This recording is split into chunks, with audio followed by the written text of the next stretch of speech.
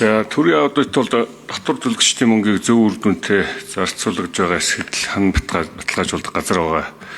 Тэр чүүднээс Монгол улсад хэрэгжиж байгаа том бахан төсөл хөтөлбөрүүд төр бол хяналт тавих нь зүг байна. Тэгэл бид нэг том бахан төслүүд эхэлдэг ямар үр дүнтэй үр дүнгүйгийн дараа нь ингээд хилцээ сууж яадаг нь бол үндсэндээ өнгөрсөн мөрөөнөөс цуум нүрж чадах ялгаагүй байгаа байхгүй. Тэгэхээр энэ орж ирж байгаа саналуудыг бол дэмжиж байна. Энэ дээр нэмж саналууд оруулмаар байна. Тэгээ манай гишүүд хэлж ийн л да сая ингээд тэр шинэ оршоо хөдөлгөөн хөтөлбөр за дээрээс нь одоо ингээд тэр газрын бас жидүү гэдэг. Яг үүндээ бол шинэ оршоо хөдөлгөөн малчны хотод тэр суманд үйлдвэрлэлийг бий болгох зорилготой ажлын байрыг бий болгох зорилготой бүтээгдэхүүн үйлдвэрлэх зорилготой гэж байгаа шүү дээ. Хөдөө сумуудаар айлуудаар очиход л тийм асуудал өрөөсөө алга байна. Энэ жил ингээд эргэн төлөлтөнд хийгдэж байгаа. Тэгээ энэ хөтөлбөр хэрэгжээд явж байгаа байхгүй цааш та. Тэр юу гэдэг нэг ийм үр дүнгүй ажлыг ингээд цааш нь явуулаад ах нь зөв юм уу? Энэ татвар төлөгчдийн мөнгө шүү дээ. За дараагийн асуудал энэ орж ирж байгаа саналууд дээр байгаа орон нутгийн гээд тэр тусмаа нийслэлийн асуудал байна. Энэ нийслэлээр бол онцгой анхаарах шаардлагатай болсон. Маш өндөр дүнтэй томоохон төслүүд ингээд ороод ирдэг. Энэ чинь эргээд татвар төлөгчдийн мөнгө шүү дээ. Тэгэл дураараа шууд одоо ингээд цалин нэмждэг. Одоо тэр түүхий ажилчдын цалин 3.5 сая гэдэг. Яг энэс болж одоо Монгол улсын энэ жилийн одоо төсөв хүндрэхэд энэ нөлөөллөө шүү дээ. Яаглаараа гудамд цэвэрлэгч хийж байгаа хүнээс багш нарын эмчнэр дор цалинтай байдгийг гэдэг л асуудал явлаа шүү дээ. Сая өдөр орон нутгийн сумдад ажиллаад ирэхэд яг ийм асуудлыг ярьж байна.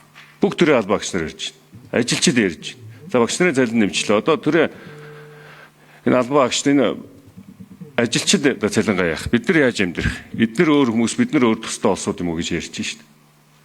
Тэгэхээр ийм одоо бодлогогүйгээр ийм хийж байгаа ажлуудыг бол бид нар одоо тасан зогсоох хэрэгтэй. Тэр тусмаа нийслэлээр анхаарах хэрэгтэй байна. Одоо гисхийн ахлагч гэдэг тий хэдэн мянган хүн гинэ тий бүтцэд байхгүй, оронтой байхгүй улсуудыг баахан гаргаж ирээд ингээд цалинжуулсан.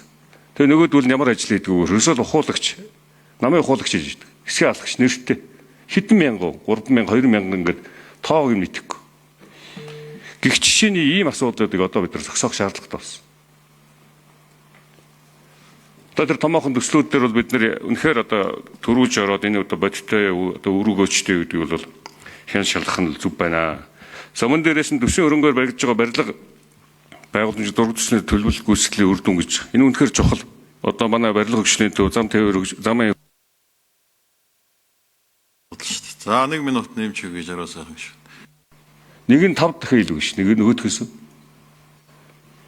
Тэр ийм байдалтай төсвийн хөрөнгийг үр ашиггүй зарцуулдаг. Ингэж тэр барилга хөгжлийн төв энэ замын хөгжлийн төвийн төсөв баталдаг асуудал дээр хяналт тавих хэрэгтэй. Энийг одоо таслан зогсоох хэрэгтэй. Тэгэл дараа нь одоо танаа аудитор ажиллаа хийхгүй гихцээр гол оруулж ирдэг. Оруулж ирсэн таад өнөхөр үн нэмэгдсэн байна гэж өөрөөс ийм хэсэг үлэг одоо компани бий болчихлоо шүү дээ. Ажиллаа хийдэггүй, тэр ажил нь босдоггүй, үр дүнгээ тэр үүргөөж тэр сум оронтогтой өгдөггүй. Одоо энэ асуудыг бас дахиад ярих гэж байна. Тэгэхээр энэ байгууллагууд дээр бол аудит хийх шаардлагатай. Мэргэжилтэд тэнцэхгүй тийм ажил бат. За 5 номер хариулъя. Жаргал сайхан гишүүний асуултанд хариулъя. За сүүлийн энэ эрчим хүчний хөгжлийн төвтэй холбоотой асуултаас нь эхэлчихье. За нэгдүгürt энэний дараагийн нэг асуудал дээр бид нар төсөв төртгийн өөрчлөлтөөр сэдв аудит хийгээд ингээ ороод ирсэн бас яригдахаар байгаа. За энэ хүрээнд ажиглагдсан нэг зүйл бол энэ хөгжлийн төвүүд буюу зураг төсвийг магадлаад ингээ хариуцлага хүлээх ёстой байгууллагуудын хариуцлагагүй үйл ажиллагаанаас болоод олон асуудлууд үр дагаврууд үүсэж байгаа. Тэр нь нэгдүгürt одоо манай дээр хүртэл бид нар энэ жил 208 сэдд юун дээр зураг төсвөн дээр одоо ингэж ажиллаад үндсэндээ бид нар хагас жил ажиллаад 11 сарын 15 гэсэн хугацаатай 40 байнгын орны сэдв батлаад өгсөн.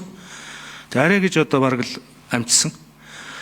Тэгээ энэ бол дараа нь яригдах учраас. Тэгээд энэ дээр үндслээд бид нар юу гэж бодсон бэ гэхээр энэ жилийнхээ сэдв дотор бид нар энэ зураг төсвийн сэдвийг бол тусгайлан одоо манай орж ирсэн сэдвэн дээр зураг төсвийн сэдв бол тусгаалж орж ирсэн байна.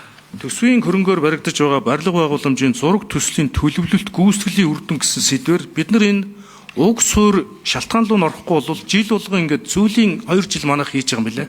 Төсвийн байнгын ороноос ингээд сэдв баталж өгöd тэнгууд ингээд манай дээр нөгөө ачаал үүсээ бид нар 200 орчим ийм төсөв зураг төсөв хяндаг болж ингэж хуурч байгаа. Тэгээ бид нар олон ажлын ийм үр дүн өөр газар явж байгаа хөтөл тийшээ чиглээд тэгээ ингээд тэр ажилд яваад ингээд сангийн яам бүх яам тэгээд одоо бүр төсвийн байнгын орон дээр хүртэл ингэж нэг ачаал үүсэж байгаа. Тэгээд төсвийн одоо орлого зарлагад нөлөөлөх хэмжээнд ийм асуудал болж байгаа учраас бид нар энэний шалтгаан руу норё гэд энэ жил ерөнхий тусгаалсан бодлогын сэдв бол орж ирээ явж байгаа учраас дараагийн энэ хэлцэх асуудлын талаар дэлгэрэнгүй бас яригдана. За хоёрдугаарт нь тэр нийслэлтэй холбоотой асуудал дээр нэг ийм асуудал байгаа нь энэ орон нутаг дээр ер нь орон нутгийн иргэдийн хурл бол нөгөө эрх хэмжээнийхээ хүрээнд бас ингээд олон шийдвэрүүд гаргаад тэр нь ингээд төсөв дээр нь бас ачаал болоод тэгээд орлого зарлагынх нь улсын төсвийн хязгаар баталсан нөгөө тооны хязгаараас энэ төр бас зан давцсан ийм юмнууд манай дээр бас байгаад тэгээд бид нар тэрэн дээр бас ингээд арга зүй юмаа бол ингээд хараад байгаа юм. Саяын таны ярьсантай холбоотой асуудлуудыг бид нар энэ нийслэлийн аудитын газрынхаа хэмжээнд энэ яаж батлагдаж яаж нэмэгдсэн гэдэг энэ санхүү талаасаа бол завсрын аудит болоод жилийн аудитынхаа хүрээнд бол гаргаж ирээд ингээд танилцуулагдана. За шинэ хоршоотой холбоотой асуудлаар түрүүн би бас хэлсэн энэ жилийнхаа сэдвийн хүрээнд бол оруулж ирээгүй. За бид нар ингээд сэдв ингээд болж игэл ингээд олон сэдвээр нэмэх одоо биднэрт юу байгаа боловч яг ингээд хөрөнгө мөнгө хүн хүчний хувьд бол бид нар ингээд нөгөө тооцоод үзэхээр одоо бид нар энэ сэдвээ хүн хүчээ тооцохтол бид нар хүрэхгүй байх жишээ те. Яг тэгэхээр зэрэг сая төсвийн тодтголоор манайх 9% ингээд оронтойгоо нэгдүгээр тасагтаа 54 хүн хасагдсан. За хоёрдугаарт энэ жилийн төсөв маань батлагдахтал 6.2 тэрбумаар бол жишээл хасагдаж батлагдсан байж байгаа. Тэгээ ингээд нөгөө хүн хүчтэй холбоотой асуудлаа хүн өдрөөр тооцоод үзэхээр одоо ингээд нарийн тооцоод үзэхээр бидний ачаал бол жоох хүнд байгаа. Энэ нь болохоор зэрэг эргээд нөгөө аудитын чанарт нөлөөлөхөөс ахуулаад ингээд олон сөрөг үр дагаврууд үүсэж байгаа учраас бид нар өөрсдийнхөө болцоонд энэ жилийн энэ сэдвийг бол оруулж ирсэн байж байгаа. Тэгээ наривчлаад явал бид нар их дэлгэрэнгүй тооцоо мэдээлэл бас танилцуулах болцоотой байна.